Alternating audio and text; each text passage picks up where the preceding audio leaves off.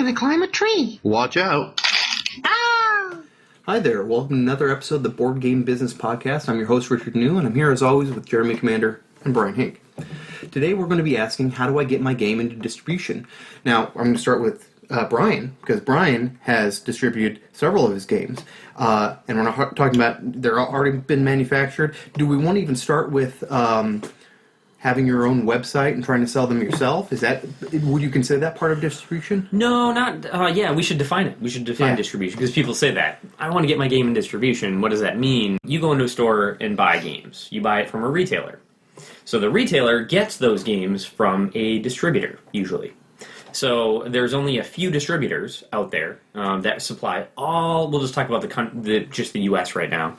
So all the game stores in the U.S. they go to these. They call them the Big Five distributors, and that's where they get your games. Above that, they're sometimes a consolidator or broker level, and then above that, it's the publisher.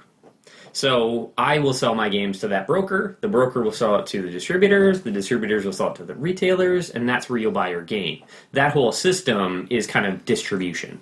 And we talked about this originally when we talked about MSRP way back. Mm-hmm. If you're selling it by yourself, you can get much better return because you're not having to go through all those different levels that you were just talking about. Yeah. But in this case, you're going to make it up on volume, right? Mm-hmm. You're not going to make as much per unit, but you're going to make a lot more, and that's why you'd want to go into distribution and get your money that way. Yep, exactly. And when someone is looking for a game, if you just have it up on your website, like you talked about before, then nobody's going to know it's there. You know, like if I go in, I want to buy a new game, I'm going to go to my game store, or maybe I'll go to Amazon, or maybe I'll go, to Cool Stuff. Mm-hmm. I'm going to find, that's where I'm going to go to look for games. I'm not going to go, search for, your game about zombies and aliens, and find your website and then go buy it there. Or I'm in my friendly local game store and someone comes in and goes, hey, we played this game and we really like it. What else do you have that's like that? Mm-hmm. And the game store goes, oh, this game, they're kind of like that. If you like that, you might like these too. And they go, okay, I'll buy that one. And that's what exactly you want to happen. You want to get that extra sale, people looking for games in a certain genre or a style that they enjoy, and get that recommendation. Or people trying out games. If the game store has a game library, you can check it out and play it. Mm-hmm. And so that gives you more chances to sell those copies of the game. And also, if you get into distribution, you can do a larger print run, right? Because you can sell more copies. Yep. Which means your cost per copy goes down. Mm-hmm. So now your margin on the ones you do sell off your website or Kickstarter is better because you did a larger print run. So we met a guy at WonderCon. And his game is Trekking the National Parks. Mm-hmm. And he had a successful Kickstarter, and the game is beautiful, and has amazing art, and it's about going to different national parks. And it's a nice game, but his cost, given his print run per copy, means he can't really get it into distribution. Because if your game is a $50 game, you have to sell it to the retailer. The retailer has to buy that for half that, and then the distributor has to buy it for even a little less than half that. So the distributor makes a little bit of money, and then the retailer can mark it up to pay their rent and pay their employees. And so he doesn't have the margins to do that. So he's only direct. Now, he won a Mensa award. He won the Mensa Mindguard award. His game won that award. And so what he does to sell his game is he goes to cons and trade shows and teaches people how to play and sells the game there. And he sells it direct off the website. And some people found about it from the Mensa award or other things like that. And he's all direct. And that does work. But the volume of copies you sell is always going to be small in that method. Unless you're a good salesman too. I mean, that's one thing that a lot of designers and publishers, at least designers, they might not be good at being a salesman or a saleswoman. I'm not very good at that. When I go to a convention, it's hard for me to get out from behind the booth. I might just stand there. Hey, wait for somebody to come by and say, hey, I'd like to buy your game. It's hard for me to kind of get out there and say, hey, everybody try this game. Come play this game. You, sir. Sure. That's a totally different skill set. Yeah. Now, Jeremy had mentioned the idea that a $50 game might be too much for distribution. Is there a price point that you should be aiming for if you're looking at getting your game distributed? Yeah, and it's not necessarily a specific price. It's how much it costs to make your game versus how much you sell it. Mm-hmm. So your MSRP compared to how much your manufacturing cost is. So that's what's important. And each of those... So can I ask to ballpark that? Sure. So let's say I have a $20 game MSRP. Mm-hmm. What does the retailer buy it for from the distributor? 50% of that, so $10. $10. And what does the distributor buy it from you for? They'll get a 60% discount. So that would be $8. So you've got to be able to manufacture and ship your game to the distributor for $8 and still make some money in that $8. Well, for us, there's a consolidator level too, so they take a cut of that. So that might be somewhere around 20% of the $8 that you got. So what are we down to now? A little $6 ish. That you're now gonna get from this sale. So now your manufacturing costs plus the cost to get it to that consolidator's warehouse needs to be less than $6. And if it's $5.75, then you make a quarter on every game that you sell.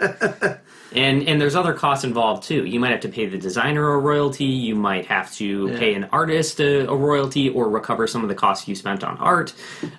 There's other costs involved in that too. So. Or my favorite, if I had a bunch of stretch goals that raised the cost of my game, now I just killed that margin. So it really depends on how many of those costs you have. Some people won't use that consolidator level, that top level, and then that gives them some more room for either for margin so that they make more profit or to have a lower price, a lower MSRP. And who are the consolidators? So the one we use is Impressions. They're a big one.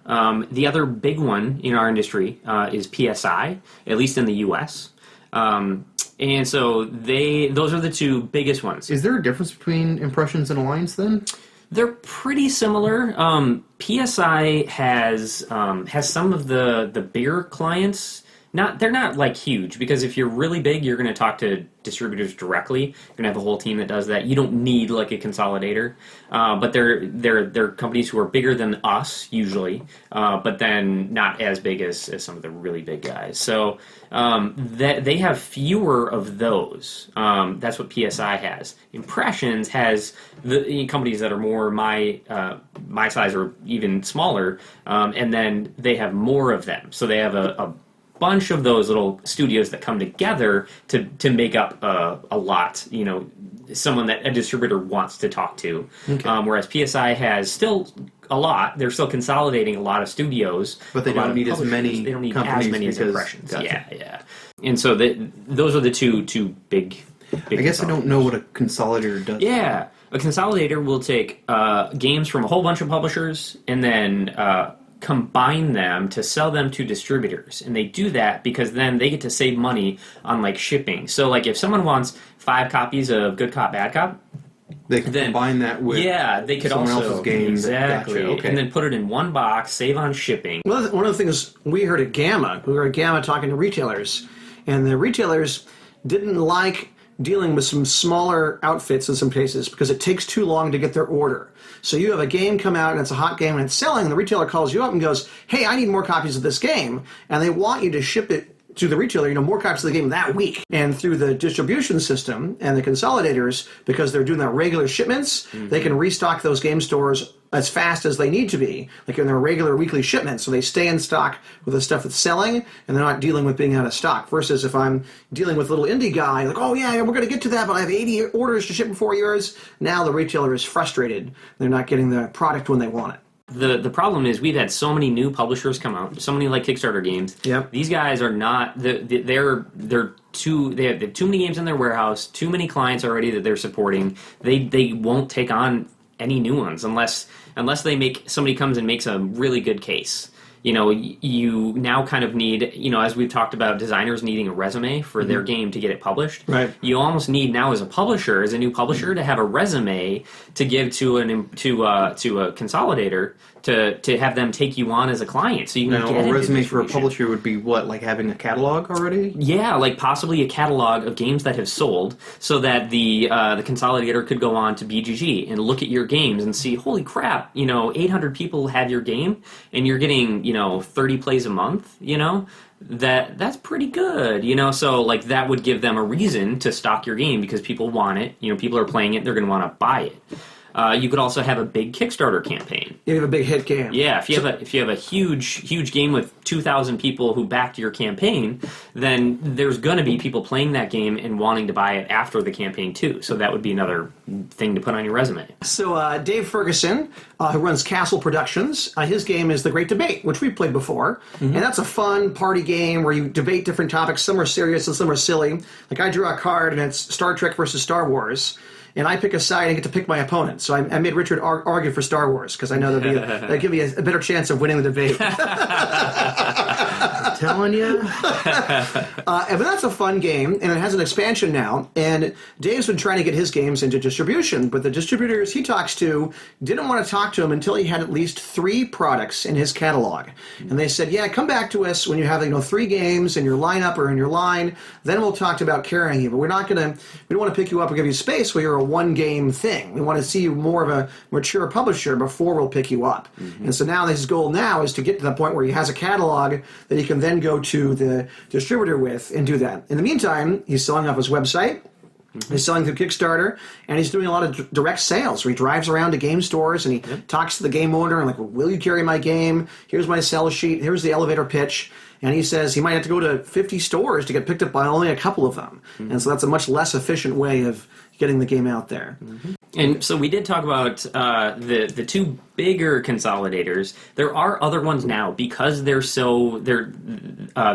really take on any new clients. There's a gap of all these publishers who need their games out into distribution, at least in a place where distributors can buy them and possibly retailers can buy them. So a couple other newer ones have kind of popped up. Game Salute is one that has popped up. I don't know the details exactly on which games they take on. It might only be the games that they publish, but I think they can help. They would be someone to reach out to if someone listening is a newer publisher. You've done a Kickstarter campaign or 2, and you're not in distribution. That would be someone you can reach out to. I've heard the Indie Game Alliance does as well. That's a big group of all these kind of independent publishers or game studios, design studios that have kind of come together. I know they were talking about getting into that. They might be now. I'm not really sure. So there'd be another option to look into. And I think I've heard some rumors of some other ones, but I don't Greater Than Games has a that's right. They pick people up and do the same thing. Yep, that's right. And they have their own warehouse and fulfillment to do that they built on the backs of Citadels of the Multiverse. And so now, Dice Hate Me and other guys work with them. And I think Jamie rents space out of their warehouse to do stuff too for his stuff. Could be. So those are options to look into. You can try. Those are a good 5 options that you can at least send them, contact each of them, and ask what their policy is, if they're taking on new clients or not. Game Salute does have outside clients, outside their own games. Because I asked David Serlin of Serlin Games, how did you get into distribution?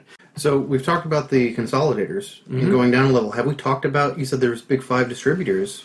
Yeah, that's true. We haven't really talked about that. So that's more in the U.S. We have Alliance Games, ACD Distribution, GTS Distribution, Southern Hobby and Supply, and Peach State Hobby Distribution, or PhD. So those are the big 5 people talk about. But then there's also other ones usually in kind of smaller regions of the U.S. We're really talking the U.S. here. There's other distributors, like Asdevium is a big one in Europe. And I know Asmodee has a distributor in Europe as well. And then there's one for Australia. There's 1 or 2 distributors for them, and more for just any area you can think of in the world. They have a distributor usually that's kind of more of a regional one, at least one.